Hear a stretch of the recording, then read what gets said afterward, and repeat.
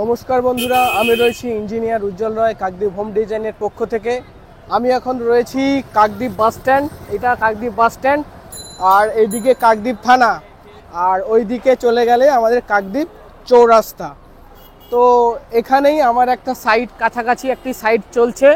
হ্যাঁ, তো আপনাদেরকে এই সাইটে নিয়ে যাব এবং দেখাবো আমাদের কিভাবে কাজগুলো হয়। আগে আপনারা দেখেছেন নর্মাল রেসিডেন্সিয়াল বিল্ডিংয়ের ক্ষেত্রে শ্যালো ফাউন্ডেশনের কাজ দেখেছেন, এবং আজকের একটা ভাইটাল আমাদের ফাউন্ডেশনের কাজ চলছে, ডিপ ফাউন্ডেশন। তো সেখানে কিভাবে কাজ হচ্ছে, কিভাবে করা উচিত, সেই সব নিয়ে আপনাদের আজকের এই ভিডিওটা করব। চলুন বন্ধুরা, আজকে দেখাই, আমার সেই সাইটে নিয়ে যাব, কেমন কি ধরনের কাজ চলছে এবং কি কি কাজ করা উচিত ফাউন্ডেশনে কাজ করতে গেলে, সেই সব দেখাবো। চলে আসুন। তো বন্ধুরা, আমাদের সবসময় আমরা দেখেছি যখন বিল্ডিং স্টার্ট হয়, ফাউন্ডেশন একটা ইম্পর্টেন্ট পার্ট একটি বিল্ডিংয়ের।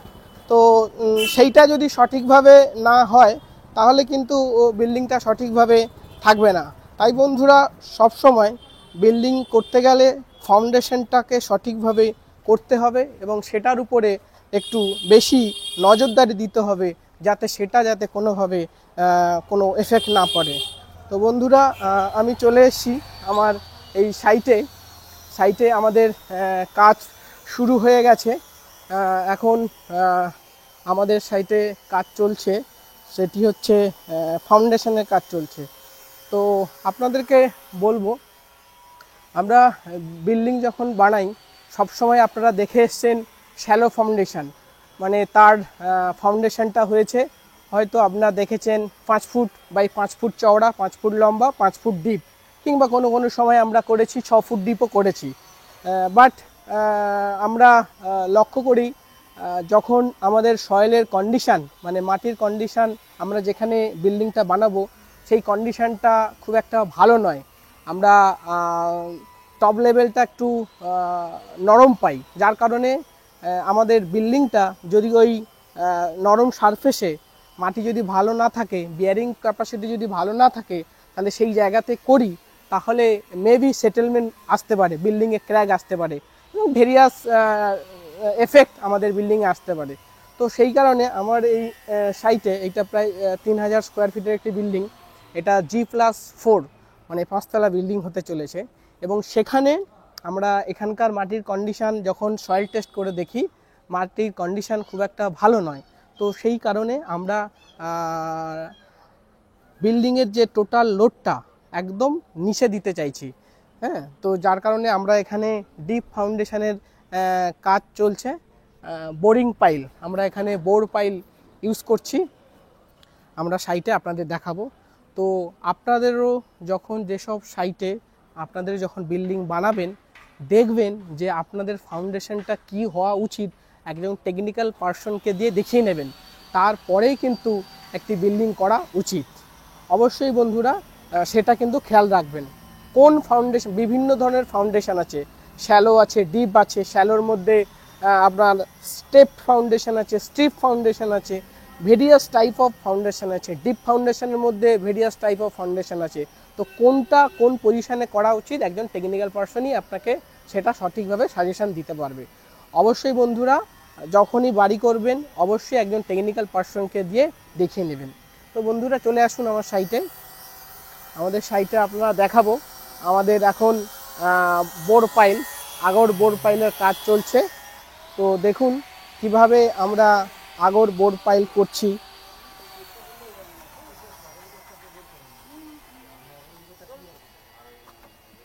দেখুন বন্ধুরা, আমাদের এখানে আগর বোরিং পাইলের কাজ চলছে।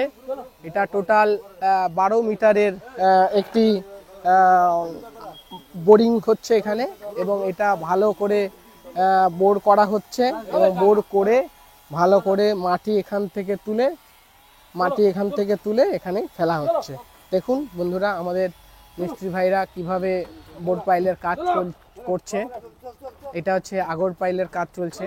দেখুন কিভাবে আমরা এই আগর পাইলের কাজ করছি।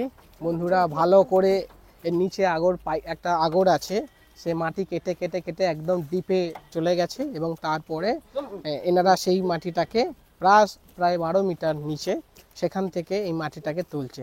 তো দেখতে পাবেন এখন মাটিটাকে তোলার জন্য ওনারা ঘুরছেন এবং তারপরে আস্তে আস্তে আস্তে আস্তে কিভাবে মাটিটা কেটে একদম উপরে উঠে আপনারা দেখতে পাচ্ছেন কিভাবে আমাদের 12 মিটার ডেপথ থেকে কিভাবে এইভাবে মাটি উঠে আসছে। আমরা শেষের দিকে রয়েছি বলে দেখুন বন্ধুরা, এটা বালির লেয়ার পাচ্ছি, মোটা দানার বালির লেয়ার। মানে আমরা যেখানে আমাদের ফাউন্ডেশনটাকে রাখতে চাইছি তো সেই জায়গায় আমরা চলে গেছি। দেখুন প্রথমে মাটি গিয়েছে এবং তারপরে শেষের দিকে এরকম বালি যাচ্ছে। এই দেখুন আমাদের মিস্ত্রি ভাই দেখাচ্ছে, দেখুন এই ধরনের বালি যাচ্ছে। তো এই রকম বালি আসলে মোটামুটি ভাববেন যে আমরা আমাদের ডিজায়ারেবল যে ফাউন্ডেশনটা চাইছি সেইখানে আমরা পৌঁছে গেছি। দেখুন বন্ধুরা এইখানে আমরা এরকম বালি পেয়েছি শেষের দিকে, এবং আগে যেটা পেয়েছি সেটা হচ্ছে এরকম কাদা। প্রথমে মাটি পেয়েছি, দেখুন বন্ধুরা এরকম মাটি পেয়েছি, এবং শেষের দিকে এসে যেখানে আমরা ফাউন্ডেশনটাকে রাখতে চাইছি সেইখানে কিন্তু এরকম মোটা দানার সাদা বালি পাচ্ছি। তো সেটা কিন্তু অবশ্যই আপনারা দেখে নেবেন বন্ধুরা। আমাদের দেখুন 6 মিটারের প্রথমে এলো, 6 মিটারের এখানে আমাদের রেনফোর্সমেন্টটা এলো। এখানে 450 ডায়ার আমাদের পাইলটি হচ্ছে 12 মিটারের। তো সেইটা আমাদের ইনসার্ট করা হচ্ছে। দেখুন বন্ধুরা কিভাবে আমরা এটাকে ইনসার্ট করছি। প্রথমে এটাকে ক্রেনের সাহায্যে আমরা ওটাকে উপরে তুলে নেব এবং তারপর আস্তে আস্তে এটাকে ইনসার্ট করব। দেখুন আপনারা খুব ভাইটাল। দেখুন এইখানে যে কভার ব্লক দিয়েছি এইটা দিতে একদম ভুলবেন না। এই যে দেখুন কভার ব্লক,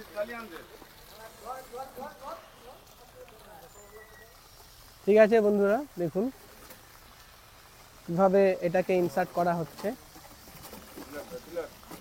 এবং তার সাথে আমরা রাউন্ড শেপের কভার ব্লক দিয়ে দিয়েছি যাতে আমাদের কনস্ট্রাকশনের যে রেনফোর্সমেন্টটা সঠিকভাবে প্লেস হয় এবং কাদার সাথে যাতে লেগে না থাকে আউটসাইডে, তার জন্য আমরা কভার ব্লক ইউজ করেছি।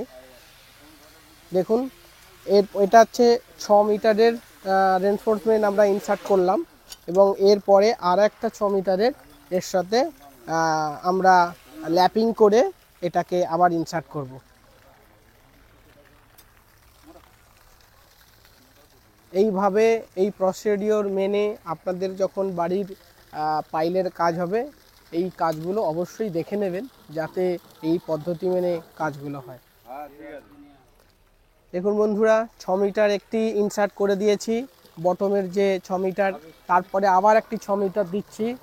টোটাল এটা আমাদের 12 মিটারের এবং সেটাকে আমরা ল্যাপিং করে দিচ্ছি, 1 মিটার করে ল্যাপিং করছি। দেখুন একটি সেকেন্ড পার্ট চলে এসছে। আমরা এখন আরেকটি পার্টটাকে আমরা সেকেন্ড পার্টটাকে আমরা রডটাকে ল্যাপিং করব। দেখে নিন বন্ধুরা এই পদ্ধতি মেনে আপনারা যখন বাড়ি করবেন পাইলের কাজ হবে এই জিনিসগুলো অবশ্যই দেখে নেবেন। দেখুন বন্ধুরা আমরা এখানে ল্যাপিং করে নিচ্ছি 1 মিটার।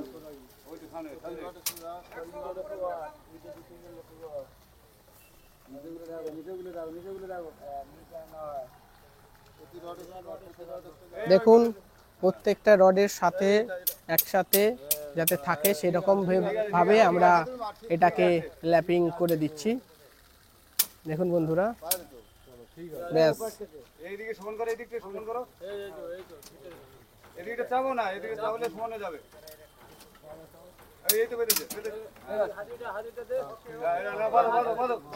দেখুন বন্ধুরা একদম 12 মিটারের পাইলের কাজ চলছে, 450 ডায়া আমরা করছি এবং প্রপারভাবে আমরা দুটো পার্টে রডটাকে আলাদা করে নিয়েছি এবং দুটো পার্টে স্ল্যাব করে করে আমরা এটাকে ইনসার্ট করছি।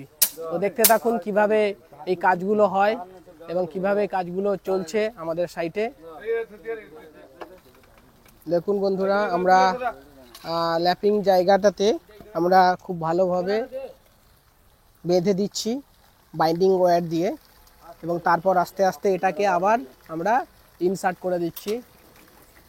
একদম টোটাল 12 মিটার এটা একদম নিচে চলে যাচ্ছে, এবং এরপর আমরা কংক্রিটের কাজটা করব, সেটাও আপনাদের আস্তে আস্তে দেখাতে থাকবো। তো দেখুন বন্ধুরা, আমাদের এই পাইলের রড একদম নিচে চলে গেছে, এবং এরপরে আমরা এটা কংক্রিটিং করব। দেখুন আমরা একটু তুলে রাখছি যাতে কংক্রিটটা সুন্দরভাবে আমরা প্লেস করতে পারি। দেখুন বন্ধুরা, একটু আমরা আমাদের যে পাইপ আছে সেটাকে একটু তুলে দিলাম।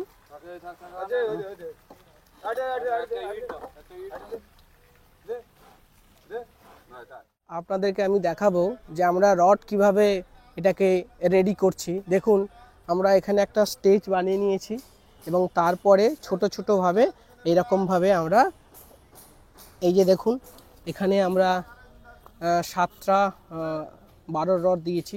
দেখুন 1 2 3 4 5 6 7টা এখানে আমরা মেন বার দিয়েছি। এটা 8-এর আমরা রেনফোর্সমেন্টের ল্যাটারাল টাইলস দিয়েছি। আর হচ্ছে এখানে দেখুন স্পেশাল বাস 10 mm এর দিয়েছি। এইভাবে টোটাল এটা এইভাবে দিয়েছি। আর দেখুন এখানে কভার ব্লকও দিয়ে দিয়েছি। আপনারাও যখন বাড়ি হবে, আপনাদের যখন পাইলের কাজ হবে, তখন কিন্তু এরকম কভার ব্লকও দিয়ে দেবেন।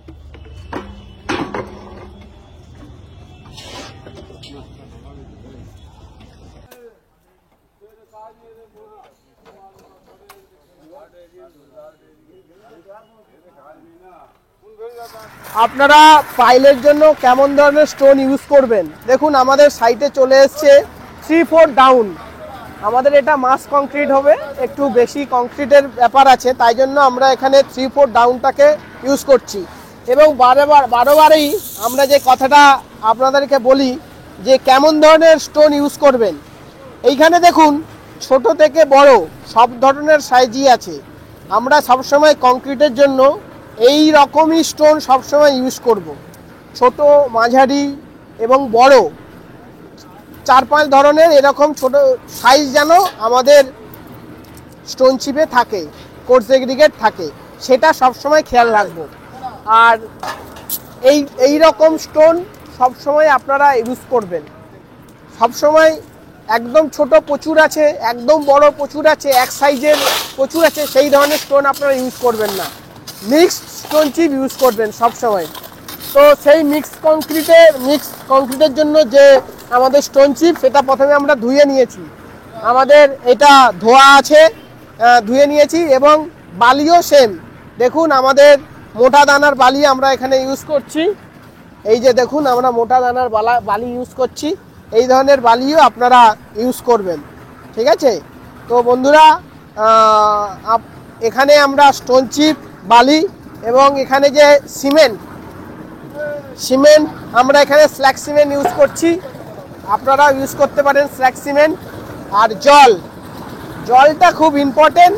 জলটা এখানে দেখুন আমাদের সাবমার্সিবলের জল সবসময় ইউজ করবেন। বন্ধুরা আমাদের এখানে মিক্সিং স্টার্ট হয়ে গেছে, এবং এখানে একটা মিক্সিং শুধু করলেই হবে না, কোনটা কার পরে দেব।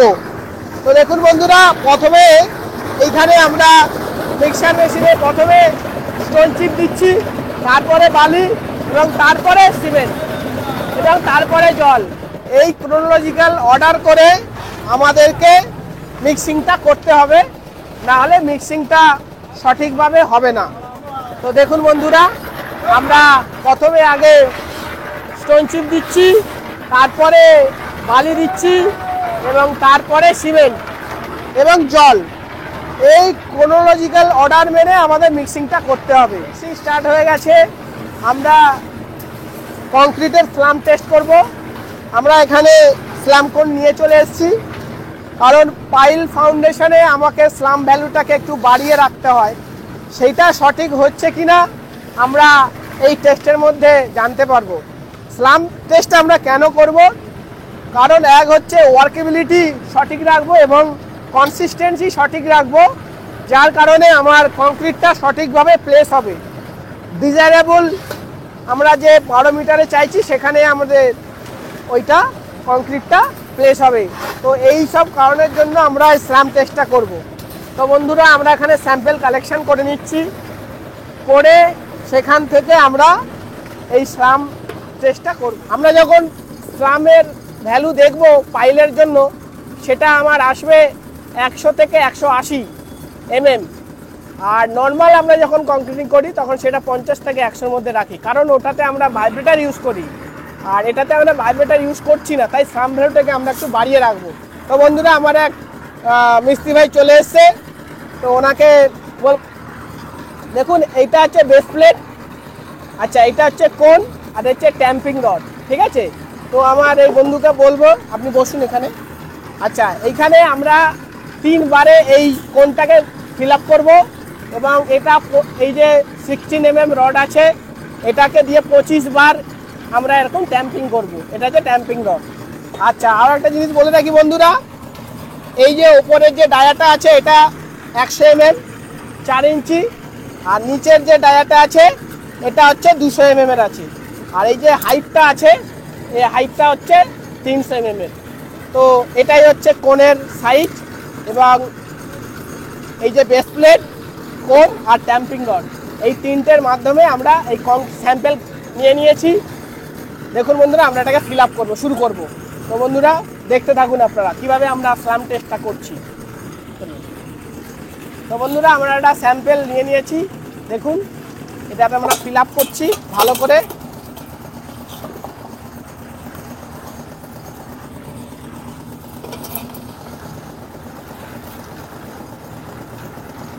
দেখতে থাকুন বন্ধুরা কিভাবে আমরা স্ল্যাম টেস্টটা করছি। আমাদের সাইটে স্টার্ট হয়ে গেছে এবং আমরা স্যাম্পল নিয়ে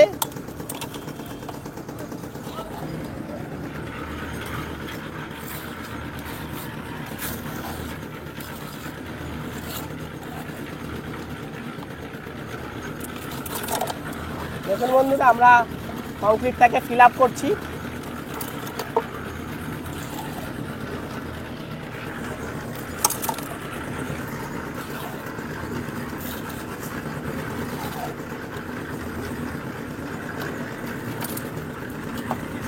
দেখুন বন্ধুরা আমরা একটা পার্ট দিয়ে দিয়েছি এবং তারপরে ট্যাম্পিং রড দিয়ে ভালো করে এটাকে ট্যাম্পিং করছি যাতে কম্প্যাকশনটা ভালো হয়। দেখুন বন্ধুরা আমরা দ্বিতীয়বার দিয়ে দিয়েছি এবং তারপরে তারপরে আমরা এটাকে ট্যাম্পিং রড দিয়ে ভালো করে ট্যাম্পিং করে দিচ্ছি। দেখুন বন্ধুরা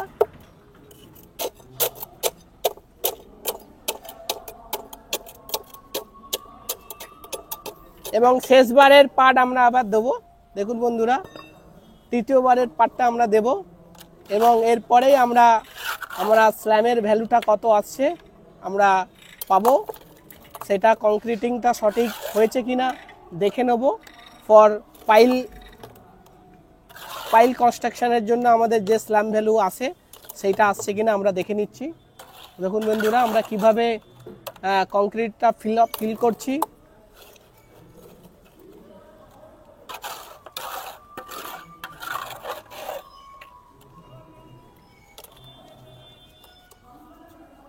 দেখুন বন্ধুরা আমরা তৃতীয়বারের মতো লাস্ট আমরা এটা ফিল আপ করছি, একদম শেষের পথে রয়েছি।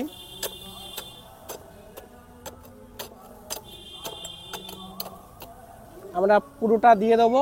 ক্যামেরা পার্সনকে একটু বলবো দেখাতে এখানে এসে ঠিক কিভাবে আমাদের এটা রয়েছে। দেখুন বন্ধুরা একদম শেষে আমাদের এটা ফিল আপ হচ্ছে, আমরা পুরো একদম ফিল আপ করে নেব।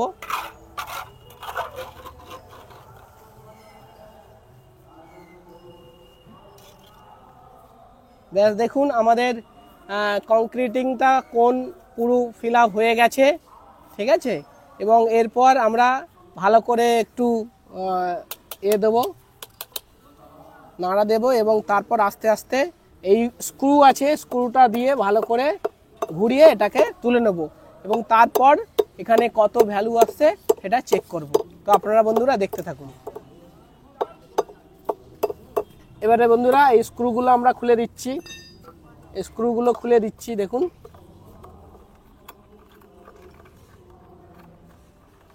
দেখুন বন্ধুরা, বহু জায়গায় আপনাদের কংক্রিটিং হচ্ছে, কিন্তু টেস্ট না হয়ে কিন্তু কাজ হয়ে যাচ্ছে।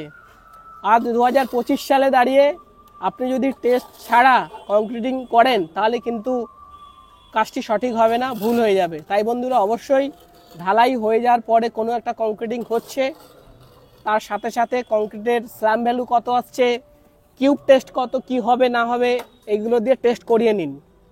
তো বন্ধুরা দেখতে থাকুন, আমাদের সাইটে এখন পাইলের কনস্ট্রাকশনের কাজ চলছে, আমরা স্ল্যাম টেস্ট করে নিচ্ছি। এবার দেখুন বন্ধুরা, আস্তে করে এটাকে আমরা ঘুরিয়ে নিচ্ছি, ব্যাস। এবার আস্তে করে এটাকে তুলে দেবো। তো বন্ধুরা দেখতে থাকুন কিভাবে আমাদের কাজটি চলছে এবং কি পরিমাণে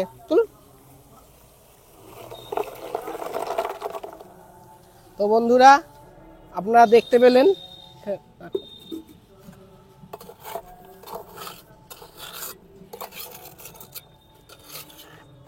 ব্যাস এটা দিন। তো বন্ধুরা আপনারা দেখতে থাকলেন যে আমাদের স্ল্যাম ভ্যালু কত আসছে, আমরা চেক করব। দেখুন বন্ধুরা, ধরুন এই রডটা এখানে দিন, ওই রডটা ওইটা। তো ক্যামেরা পার্সনকে বলবো একটু এদিকে আসতে। তো দেখুন বন্ধুরা, আমরা এখান থেকে আমাদের স্ল্যাম ভ্যালু কত আসছে আমরা চেক করব। তো দেখুন বন্ধুরা, আমাদের স্ল্যাম ভ্যালু 180। দেখুন বন্ধুরা, আমাদের স্ল্যাম ভ্যালু 180 একদম। দেখুন 100 এখানে 80, আমাদের এখানে স্ল্যাম ভ্যালু 180 আসছে। তো বন্ধুরা আমাদের ক্যামেরা পার্সনকে দেখাতে বলবো ঠিক 180। দেখুন বন্ধুরা, আমাদের এখানে স্ল্যাম ভ্যালু 180 আসছে। তো যেমনটি বলছিলাম, আমরা পাইল ফাউন্ডেশনের জন্য আমরা স্ল্যাম ভ্যালুটা একটু বেশি রেখেছি। কারণ হচ্ছে স্ল্যাম ভ্যালু বেশি না রাখলে আমরা ডিজায়ারেবল হাইটে আমরা পৌঁছতে পারবো না। তাই 100 থেকে 180-র মধ্যে থাকলে তার মানে আমাদের যে কংক্রিটিংটা হচ্ছে এটা ঠিক আছে, কোনো অসুবিধে নেই। তো বন্ধুরা অবশ্যই যখনই কোনো কংক্রিটিং কাজ হবে, সেটা ফাউন্ডেশনে হোক, সেটা পাইলের কাজ হোক, সেটা কলমে হোক, বিম হোক, অবশ্যই একবার স্ল্যাম টেস্ট করিয়ে নিন। তারপরে এরপরে বন্ধুরা আমরা এখানে কিউ নিয়ে নিয়েছি এবং এগুলোতে স্যাম্পল কালেকশান করব এবং 14 দিন, 21 দিন, 28 দিন পরে এর কংক্রিটিং স্ট্রেংথ কত আসছে, কম্প্রেসিভ স্ট্রেংথ কত আসছে সেটাও চেক করব। তো দেখুন বন্ধুরা, আমাদের স্ল্যাম টেস্টটা হয়ে গেল, এরপর আমরা কিউবের স্যাম্পল কালেকশান করব। এটা তো বন্ধুরা আপনারা দেখলেন আমাদের কিভাবে কাজগুলো চলছে আর কিভাবে আমরা পাইল কাস্টিং করছি, কিভাবে স্ল্যাম টেস্ট করলাম, রিপিটলি করলাম। তো সেই জিনিসগুলো দেখলেন। তো আজকের ভিডিও এ পর্যন্তই। কারোর যদি কোনো প্রশ্ন থাকে অবশ্যই আমাদের কমেন্ট বক্সে জানাবেন, আর আমি চেষ্টা করব আপনাদের উত্তর দেওয়ার। তো নমস্কার, সবাই ভালো থাকবেন, আবার একটি নতুন ভিডিও নিয়ে হাজির হব।